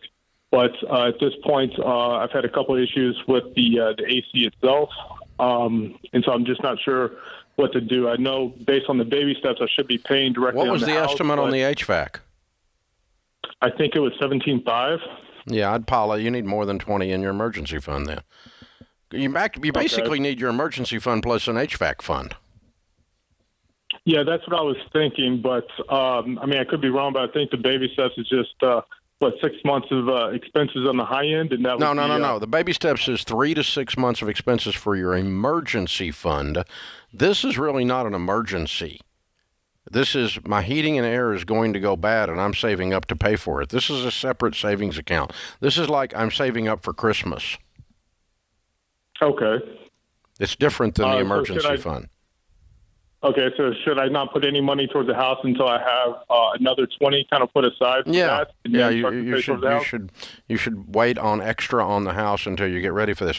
Because otherwise, we can predict what's going to happen. You're going to have $3,000 left after you take 20 out of your emergency fund to fix your heat and air because you didn't prepare for it. Okay. Right? And we don't want to be there. Yep. Yeah. So we might as well actually plan this. And what do you make a year? What's your household income? I make $200. Okay. So pretty quickly you're going to have 17. And you know what? I would just go ahead and replace it. Okay. So you would do it before it actually dies? Yeah. Yeah. Okay. Because here's the other thing. It probably sucks. It's probably not very energy efficient. It's probably wrong, ancient, it's antique stuff on there. Like you said, 10, 15 years old, which is an antique heat and air. And so you could put a more efficient, higher SEER unit on there, and you're going to have a better situation in the house, your utility bill's probably going to go down, and you don't have this thing glaring over you, this monster just waiting to break at exactly the wrong time, and you can't get a worker out there and all that kind of stuff. Yeah, save up 17 and then fix it. Oh, by the way, get more than one bid. Yeah, I'd say 2 or 3. I sometimes, I'm not saying this is the case, Dave, but sometimes they're not as bad. The report on these things is not as bad as it seems. I've had multiple people come in and look at stuff before, and one guy said, I'd replace this tomorrow if it were me. And then another honest guy comes and goes, you know what, you probably easily got a year left on this, and that gives you the time to cash flow it. Yeah. Get multiple opinions on this, just like you would on a medical issue. Well, and multiple opinions about what to put in. Do we put in a Bentley or do we put in a Chevrolet? Yeah. You can heat and air systems. You can put all kinds of things. I just replaced one of mine. It wasn't anywhere close to 17. It was way less than that. Yeah, exactly. Catherine's with us in Richmond, Virginia. Hi, Catherine. How are you? Hi, Dave. How are you doing? Better than I deserve. What's up? So, I am in a business with my family. My grandmother wanted to gift me and my 7 cousins a real estate business where we bought different houses, and this happened about 10 years ago. She gifted it to us when I was in college. My brother runs it. He is in charge of all the finances and everything, and I want out. I don't know anything that's going on with the business. I don't know how many houses we have. I don't know. Why do you not know? Because at the time I was 20. I didn't ask a lot of questions. How old are you now? I'm 30. Okay. Well, that's 10 years ago. You had 10 years to get caught up to speed. Why do you not know? Right. Well, actually, I was working at a real estate, right after college, I was working at a real estate management business, and I got the owner to kind of help me communicate with my cousins and my brother about the situation, and we got in a fight about it. And why did you get in a fight? What was the fight about? You asked for information on the business that you own part of, Yes, and he didn't want to tell you? I asked for the income and expense statements. I tried to say, like this is a business, not like a family matter, but he tried to make it, an emotional family matter. How long ago was like that? Oh, you don't trust me for running the business. How long ago was that? That was 7 years ago. So what'd you do? You just got a little quiet mouse and sat there for 7 years on your angst? I did. I tried to. Yes, I did.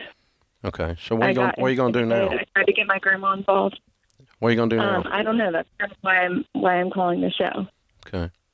So you don't know how to get out procedurally? Or are you trying to ask for emotional advice on this? Procedurally, and how to communicate well about, I'm a teacher. I don't know anything about business, really, or how to run a business or about real estate. I mean, my husband and I own a house, but I don't know anything about an LLC or... Okay. Do you talk to your brother now, otherwise? Yes. For like Christmas, you'll see him? Yes. And you just don't say anything. He just has bullied his way and put you in the corner. The last time I had a conversation with him about it was a year ago on a family trip. I was like, hey, like, how's this going? Is there any chance that I could, see the financials, that we could have this conversation again and have it not be an emotional thing, but as a co-business owner and as like a partner in this LLC altogether. And he said, I'm really busy. He owns another business, local business, and he told me about how... Your brother's a turd. All right, hold on a minute. We'll take you through this break. We're going to come back and talk to you about how to deal with your brother. Oh, my gosh. This is The Ramsey Show.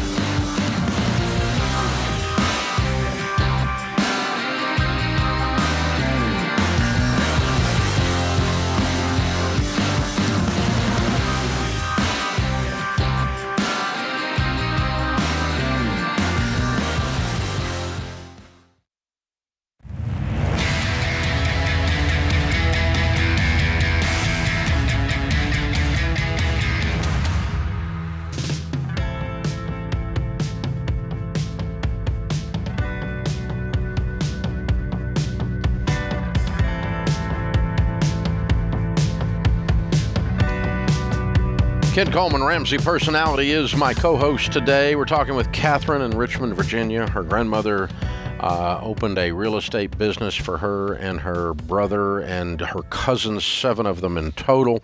And her brother runs it and has not given her any reports and won't tell her anything about it for a decade. And she wants out. Is that a fair summary of what you told me so far? That's correct. Okay, you didn't put any money into this. Your grandmother funded all of it and handed it to you and your cousins. Yes. How much is all of this worth, do you guess? There's about 4 or 5 residential houses. At the time, they were worth $100,000 to $200,000. They're probably worth $300,000 to $400,000 now. Okay. And I think they're about all paid for. Okay. And so your part is $500,000, give or take. Okay. Possibly. Yeah, something like that. Are they distributing income to you guys? No. So you've not seen a dime out of it. He runs it. No. All the money comes back into his management fees, and nothing goes back out to you guys at all. And so all you have is this phantom thing that's happening over here, and you have absolutely no control over. How old is your grandmother? She is in her 80s, late 80s. Ooh. And she has no authority anymore? She just simply gave it to all 7 of you and she stepped out? Or does she have any say in anything? I tried to involve her one time, and they kind of just brushed her off. I mean, I think she's old enough to the point where they can kind of sweep things past You're her. not hyper assertive. As a matter of fact, you're on the other end of the assertive scale. Is your husband an assertive person? He's more assertive than I am, yes. Okay. Because here's, you've got 3 options as I can see it. And then you need to decide on one of these 3 and then quit worrying about it. Drop it. Okay? Okay. Option number 1 is continue what you're doing and just let your brother run it and just forget it and not think another thing about it. And someday they'll need your signature. Okay. Okay? And whatever. Just don't worry about it. Okay? I don't like that option. You don't like that option. That's why you called. But that is an option. Okay? Another option is scorched earth. And that is you and your husband sit down with your brother. Call him for an appointment. If he won't give you one, then you're going to have to write him a certified letter, and your husband can do the talking, and you say, here's what it sounds like. We have tried repeatedly to get reports from you to find out where the cash flow is going from these properties. You're not doing anything, and you say we don't trust you. You turn this into this. It's not any of that. This business is being run very poorly because the stakeholders are getting no information. This is an improper way to run a business, and we want out, and you're going to buy us out right now.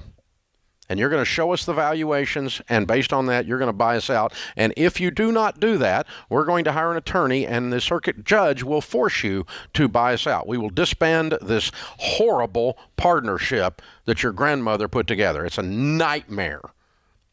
Now, that one sounds kind of fun. The downside is that you probably lose your brother in the process. Right. But you probably lost him anyway, because he's a turd. Okay? To an extent. Yeah, no, he is. No, he is. I mean, there's no question about it. I mean, he's a complete bully. Yeah. He has pushed you into the corner, and he's done that since you were a tiny child, and he's continued to do it in your adulthood, and he gets away with it. He's a turd. Okay? No question about it. I mean, you've told me like 5 different ways you've approached this guy, and every time he just stiff-arms you and treats you with complete disrespect, and you know that's true. Yeah. I like number 2, Dave, and you haven't even gotten to number 3 yet. Yeah. I'm voting for 2. Number 3 is walk away and call him and say, I'm tired of this. I don't want anything else to do with it. I don't need the money. Prepare the papers. I'm going to sign them and deed you whatever it is. You can have it all. I don't want any of it. Screw you. I don't like that one, Catherine. This is yours as much as it is his. I don't like that one. There's a part of me that doesn't like it, but there's a part of it that is just life goes on, whatever. It's not her money that's in it. Her grandmother gave it to her. It's found money. It's not the end of the world. It's just because one way you keep your brother in the thing, I'm not sure you've got much when you keep him. That's what I'm saying. But I think you take the bully on and the bully caves. He doesn't want to fight. He's just been pushing you away. And no, I'm not going to settle for seeing the books now. We're too late. That ship has sailed. Yeah. No, you cannot compromise. Yes, you are buying me out, or the judge is going to tell you to buy me out. Your decision. You have 10 days. So that's a circuit court? Yeah, you'd have to file a lawsuit to dissolve this LLC. And you're a stakeholder in the LLC, and then they will have to bring forth documents that show that you're in violation of one of those, and you're not. This is you're filing for the disillusionment of a partnership. He doesn't want that fight. I don't think you're losing anything with him relationally either. Well, you're not going to be. If she talks to him now, he won't talk to her again after this. Exactly. Well, maybe. So, I mean, you need your cut. You need your cut. Whatever yours is worth, and you need to see the books to get your cut. But you can no longer be any type of wishy-washy about this. You need to make a decision. I'm going to ignore it, hold my nose, and deal with it. That's the decision. And I'm not going to be stressed about it anymore. And then it's not anybody's fault but mine, because I made this decision to let these people just run their course. That's one. Number 2, I'm going to take it on full-on, frontal, right at you. We're going to bring the bazookas, and we're going to burn this thing to the ground. Number 3, we're just going to walk away, and we're going to hand you the keys, and you can keep it. Screw it. I don't need it. But make a decision. The angst of 12 or 10 years of you carrying all of this relational garbage around this whole deal, it's been so destructive to you and to your brother and to your relationship with him. It's a horrible deal. Mm-hmm. You need to get out of the deal, one way or another, emotionally. Can I suggest that we sell all the properties and dissolve it that way? Well, that's not your option. The only option you've got, they're going to have to sell something to give you your cut. They may all want to stay together, except you. Right. You just want out. So if they keep going, that's none of your business. Right. But you're out. I want my cut. You need to sell off enough properties to pay me my cut, and you need to show me proper valuation as to what my 1/7 is and why. Mm-hmm. And if you don't give me proof of that, we're going to talk to the judge. Okay. And it's going to take 2 years and $20,000 worth of legal fees. Oof. Yeah. Okay. Yeah, the justice system has nothing to do with justice. Or efficiency. No, none at all. And so I sure hope you don't get drug into that. I hope your brother's not that stupid, but he very well could be. Kind of sounds like he is. So he didn't have time for a meeting. Maybe he doesn't have time for a lawsuit. That's what I believe, Dave. I think that's why I No, I don't have time for a meeting. It had nothing to do with his schedule. It had to do with he didn't want to deal with her. He does not want to deal with her. He's stiff-armed. He doesn't want her input. He doesn't want her questioning how he's doing things. And I think this is an easy out for the bully here. He's gotten away with it for too long. He has. I think this is an easy out for him. When she goes at this, he's going to go, all right. To Jesus. Yeah. Meeting. He wants to get done with this. I think he's going to, yeah. Well, I question not whether or not he's going to show her the books to where we get an honest evaluation. Oh, I can make him do that too legally. That's what I would be doing. I'm a stakeholder. Yeah, I mean, the judge is going to get involved here if he doesn't play. Yeah. But this is going to require tremendous, like a 10x assertiveness for her and her husband together off of what they have done. So far, they're kind of like, hey, would you please maybe sort of. And it's like, and he's like, nope, okay, sorry I asked. Yeah. You know, oh, good Lord. Yeah. And the other good news is you get out of a family vacation, which is always good. That's the silver lining here under all this advice. Hey, grandmas out there, don't build stuff like this. Yeah, 7 cousins? It's crappy. Wow. Dumb butt idea, Grandma. Yeah. You were trying to be a blessing. You screwed this up. It's like the Waltons Real Estate Fund. Good night, Jim Bob. Not Mary Ellen. No, Mary Ellen, you can't see the books. Huge swath of our audience has no idea what we're even talking about right there. Look it up. It's a classic. It's Boomer Hour. The It's all right. This is the Ramsey Show.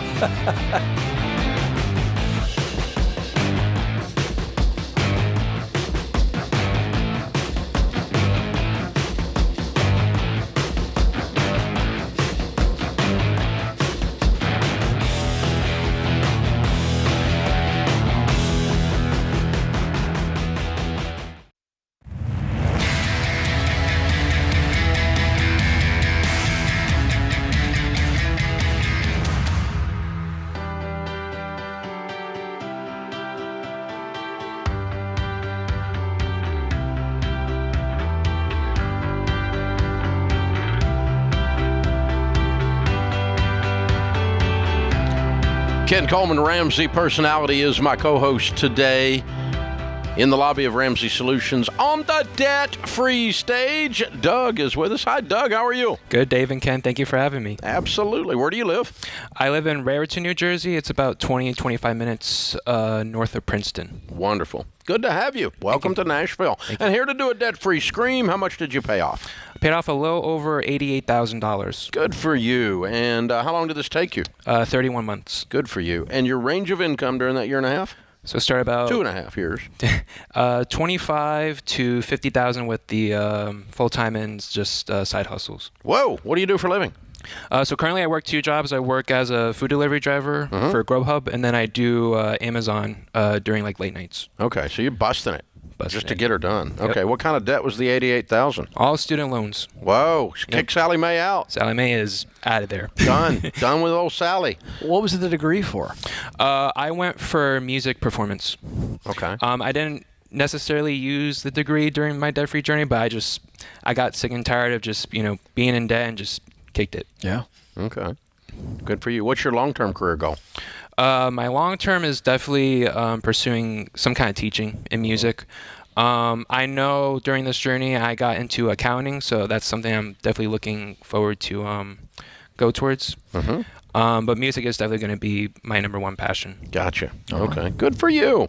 So what started you on this idea you want to be out of debt 31 months ago? 2020, COVID. That'll do it. That was definitely my wake-up call, and even like way before, back in 2015, my stepfather at the time, he introduced me to your material. It was pretty much like YouTube format. And then in 2020, I started realizing that you had a format through Spotify. So I just, went to your show and listened to like all the episodes and the debt-free screams. And that's like when I got connected to Ken Coleman, John Deloney, George Campbell, and all the other personalities as well. So just going through the journey, it's been like, going through all the podcasts and just, being encouraged through that. And and it was actually the summer of 2020 that I really started to, stay focused in terms of paying off the debt. And Grubhub, that was the food delivery service that I worked for and still do. And so that was just working that like 40, 50 hours a week on top of like my other job for Amazon. That was really like the two jobs that really were like lucrative during that time. Well, I've forgotten all the stupid phrases we had. What was it? Shelter in place, right? Yeah. Is that what it was called? Yeah. So Grubhub was like a lifesaver because people were told not to leave their homes because they were going to die. Yeah, right. I've had a lot of hungry people. Yeah, you did, man. That was a great service to be in. Very good. How many hours were you pulling? There were several weeks that was like 50 to like 60 hours. Yeah. For about a little over a year and a half. Just kept on hustling, Yeah. So just hustle and grind and knock it out. Hustle and grind. That's and simple. My parents were very gracious for me, living with them. I am the stereotype living with my under my mom's basement. So you got caught up in that rant a while ago. Yeah, no, but that's not you at all. You're out there you're busting working. it. Yeah. You're not stereotype. You're working. Yeah, I was working. Yeah. You're working all the time. That's right. So yeah. There's no shame in that, man. Especially when you're getting out of debt. There's no shame in that. Well, and it's a temporary thing. It's a method. It's a method out. Yeah, that's good. Yeah, you were not who we were aiming at. We were aiming at people that weren't working, if I recall. Yeah. That's funny though. You were sitting there while we did all that. All right. So, what is the secret to paying off $88,000 in 31 months? Know that you can't put hope in the wrong things. And I know, especially with the student loan crisis and like what's going on with that, you cannot depend on the government or just other people in general to take care of your problems. I know there were many nights that I had to look in the mirror and say that, I am the problem. And the past mistakes I made, I mean, I've, come out from an abusive relationship. I came out of an addiction that I struggled with for half my life, like 13 years. Wow. And how you phrase it. How long have you been dry? I've been dry for a little over a month and a half now. Good for you. It's very recent. Good for you. That's awesome. I'm proud of you. Good work. Thank you. And so, it's just, I know my mom and I, we got really connected during that time of just me getting out of debt. We watched a lot of sermons, like Billy Graham sermons, and just listened to all kinds of like choirs and everything. And just know that, people like me who are single and just know who think that they just can't make it, know that there's hope, and especially in Jesus Christ, because him as my Lord and Savior, he has just done so much for me and my family that I cannot thank him enough for getting me here. I just could not do it without him. Amen. The strength that he's given me is just, there were nights that I feel like I couldn't make it anymore. Oh. And just putting my hope in him, it just really helped me a lot. You've done a lot of work in the last 31 months, and not just delivering groceries. A lot of personal work. Well done. Yeah, it was a financial journey for sure, but a lot of it was like character development and just, growing in. And turns into a spiritual journey. Journey, as well. During that time, actually, I did create a playlist. Essentially, it's just called a debt-free playlist. It's just a playlist to, get people motivated and just, know that there's hope during this journey. So good for you, man. Well done. Very well done. Hey, we got a copy of Total Money Makeover for you in the Live and Give bundle, as well as the Baby Steps Millionaires. That's the next chapter in your story. Thank you. I got a feeling you've laid a foundation here during this 31 months that's going to allow you to do a whole lot of wonderful things in your life. A spiritual foundation, a financial foundation, an emotional foundation. You're dry for a month and a half. This is good. It's good work. Thank you. Very good work.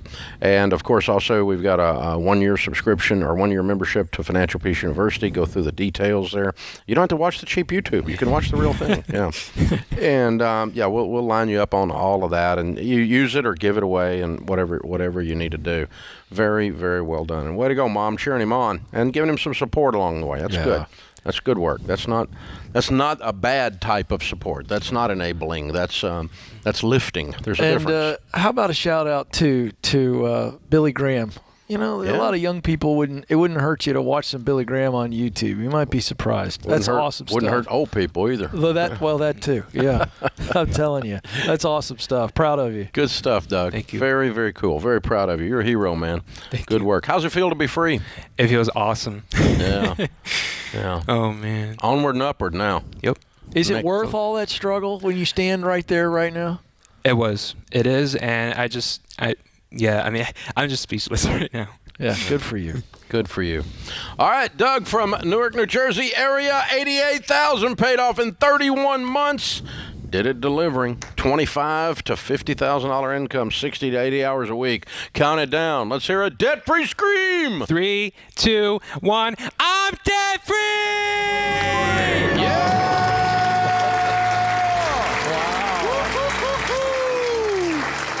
That's how it's done, ladies and gentlemen. Beautifully done. I love it. Well, folks, Financial Peace University is on sale right now. We got the old Black Friday special going on there. The cheapest, the lowest price we've ever done, $59.99. You can sign up for Financial Peace University.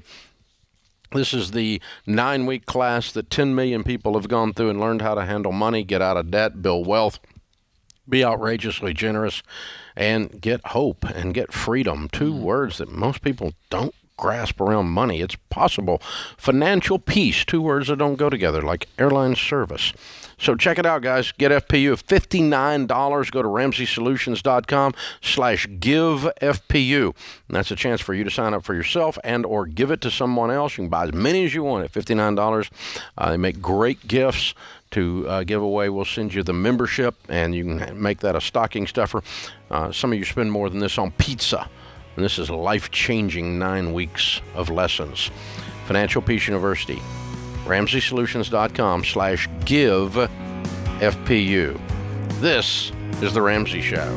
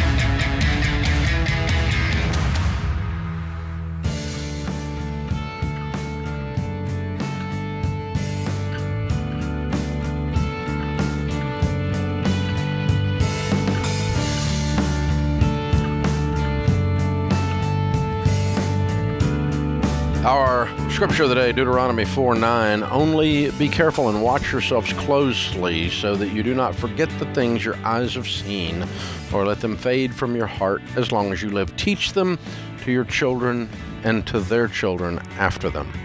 Agatha Christie said, one doesn't recognize the really important moments in life of one's life until it's too late. This is true. Blinds.com, question of the day. They have a 100% satisfaction guarantee. Means even if you mismeasure, you pick the wrong color, they'll remake your blinds for free. You get free samples, free shipping, and with the new promos they run every month, you'll save even more. Use the promo code RAMSEY to get the best possible deal. Today's question comes from Thomas in Missouri. As a Christian, I feel like I have a duty to take care of my employees. I have a small business with 9 employees. They currently make minimum wage. If I were to raise their wages to a living wage, then my profit margin would decrease. This is a business I worked really hard at for so many years. I think God would want me to benefit from my hard work now. What should I do? Okay. This is an onion here, Dave. Number one, businesses deal with this all the time.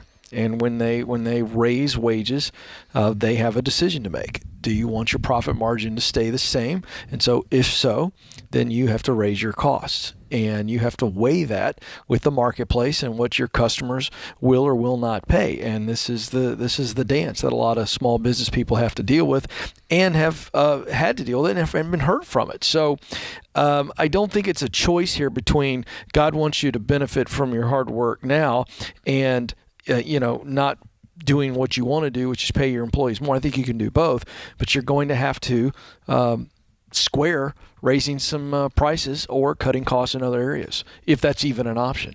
This is hard to answer. I want to say that everything I just said is very difficult to answer that via a static question where we can't answer a lot of questions. Ask more questions. Yeah, the buzzword that's the problem in this is living wage. And who determines that? Yeah, well, I can tell you who determines it. Me. Right, that's my point, not what I'm culture the employer. is saying. No, I'm the employer. Here's the thing, okay?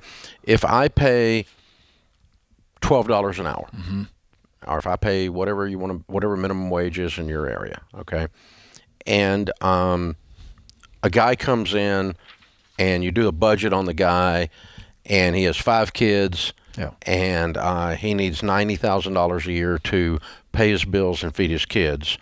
I can't, as a Christian, hire him for that job because I can't pay him $90,000 to do that job. And $90,000 for him is a living wage because that's what it takes to feed his 5 kids. Okay? If I have a 19-year-old who lives with his parents, comes in and is looking for part-time work, and any money he makes is going in his pocket because he has basically no personal overhead, and $12 an hour is what I can afford as the employer, then that is his living wage. So this idea that there is a universal living wage is absolute horse crap. There is no such thing because it takes families in different situations, in different locales, a different amount to live. It takes a family of 4 more to live in Manhattan than it does in Nashville. So the living wage would be different for a family of 4 or a family of 1 or a family of 14. The living wage changes on that. And so what we do at Ramsey as Christians, we have a responsibility to take care of our employees. And one of the responsibilities is not hiring someone who can't afford to live on what we are paying for that position. So you are disqualified if you can't make it on what we are paying for that position, regardless of if you want the job or you're qualified for the job. We will run a budget with you because we care about you, and it is our responsibility once you are here to make sure you are cared for. And we do take care of our team. Beyond measure, we take care of our team. That's correct. Way beyond measure, we take care of our team. But we do not hire people who cannot afford to live on what we pay for that position. Yeah. And that is our responsibility. That's your responsibility. So, we had one lady go, based on your inappropriate request for my personal budget information, I'm going to withdraw my name from future employment consideration. To which we said, people that talk like that don't even work here. So we're not doing, it's great. Yeah. See ya, goodbye. Don't let the door hit you in the butt. It's good. We don't need you.